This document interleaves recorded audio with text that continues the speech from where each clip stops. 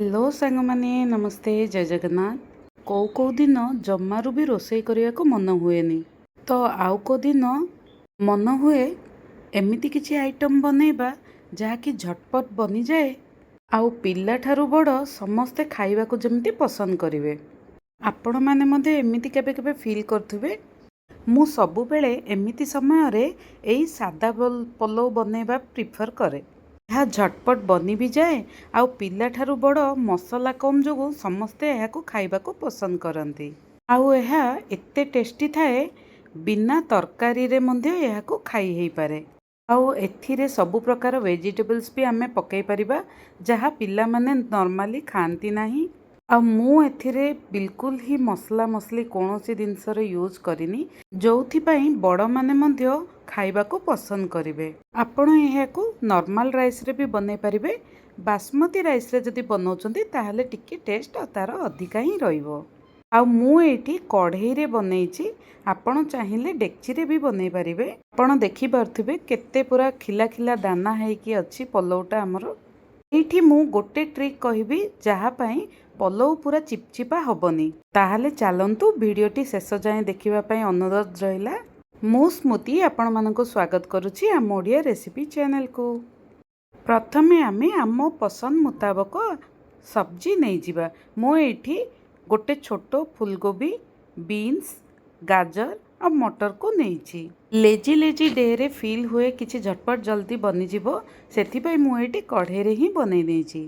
प्रथमे गोटे स्पून घी को मुझे नहीं। घी टिके गरम हो गला परे सेथिरे काजू और किसमिस को टिके भाजी नबा। एठी देखि पारथिबे किसमिस हमर फुली गलानी तो आमे एहा को एबे काढी नबा। एबे सेही कढ़ई रे आमे तेल नहीं जिबा। तेल देखि पारथिबे मु केते कम तेल यूज करछि जेहेतु एटा नॉनस्टिक कढ़ई तो एथिरे तेल बहुत कम लागे। एबे आमे सबु खड़ा मसला को देदेबा। खड़ा मसला रे मु एठी गुजराती, लवंग, दालचीनी, अलैच, अनासी फूल को नहीं। तापरे कटा हेतिबा 3टी कंचा लंका को देदेबा। आउ गोटे बड़ पियाज एमती हाफ राउंड शेप रे काटिकी देदेबा। पियाजटा जस्ट टिके कलर चेंज हे आसिले आमे कटा हेतिबा परिया को पकेदेबा। एथिरे हमको कौनसी जिनस अधिक भाजिबा पई पड़िबनी, जस्ट टिके सटे करबा को हमको दरकार।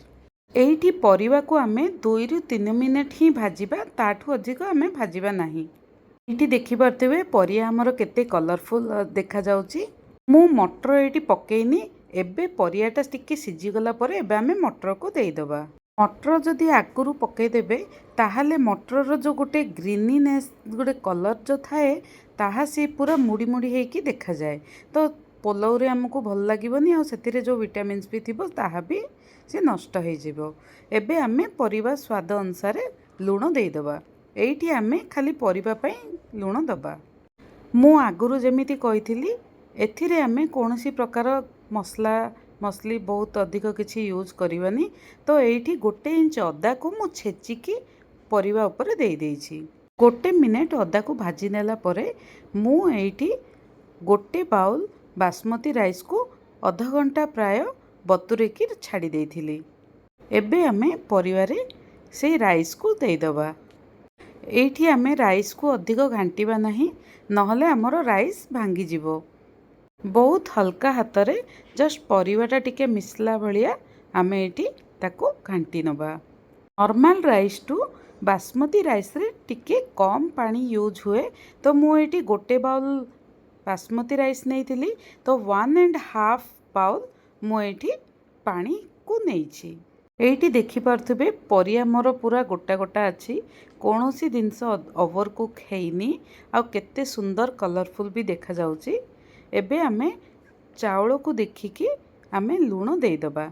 आउ टिके फ्लेवर पाई मु एठी शाही बिरयानी मसाला यूज करिछि।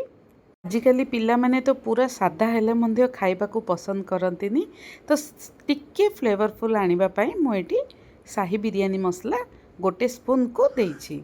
एई सबु को आमे हल्का हाथ रे एबे सबु को मिसेई नबा। जो ट्रिक कथा मु आगुरु कहितिली एबे आमे सेई ट्रिक को यूज करिबा। एठी मु हाफ लेंबू रस को देइछि। लेंबू रस पकेइबा द्वारा ଚାवଲଟା ଆମର ଖିଲା ଖିଲା ରହିବ, ପରସ୍ପର ସହିତ ଚିପଚିପା ହେବନି। ଏବେ ଆମେ କଭର୍ କରିକି 5 ମିନିଟ୍ସ ଛାଡ଼ି ନେବା। ଏହି ସମୟରେ ଗ୍ୟାସ୍ର ଫ୍ଲେମ୍ ଆମେ ହାଇ ହିଁ ରଖିଥିବା।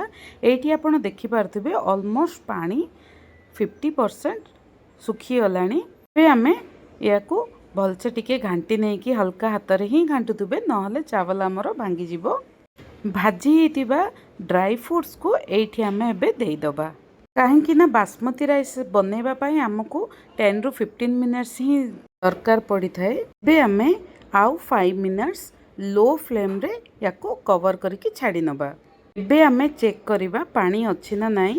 ଆପଣ ଦେଖିପାରୁଥିବେ ଆମର ପାଣି ପୁରା ଶୁଖିଗଲାଣି।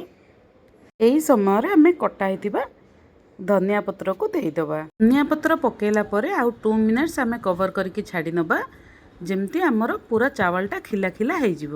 ଆମର ଏବେ ସାଧା ପଲଉ ରେଡ଼ି ହେଇଗଲା। ଆପଣ ଦେଖିପାରୁଥିବେ ମୁଁ କୌଣସି ହଳଦୀ ଗୁଣ୍ଡ, ମସଲା ଗୁଣ୍ଡର କୌଣସି ପ୍ରକାର ଗରମ ମସଲା ହଉ ୟୁଜ୍ କରିନି। ଆଉ ଏତେ ସାଧାରେ ମଧ୍ୟ ଏଇ ପଲଉଟା ଏତେ ଟେଷ୍ଟି ଲାଗେ, ଆପଣ ଥରେ ବନେଇକି ଦେଖିବେ। ଭିଡ଼ିଓଟି ଯଦି ଭଲ ଲାଗିଲା ଲାଇକ୍, ସେୟାର, କମେଣ୍ଟ କରିବେ। ଆଉ ଭିଡ଼ିଓଟି ଶେଷ ଯାଏଁ ଦେଖିବା ପାଇଁ ଥ୍ୟାଙ୍କ ୟୁ। ରହିଲି, ଜୟ ଜଗନ୍ନାଥ।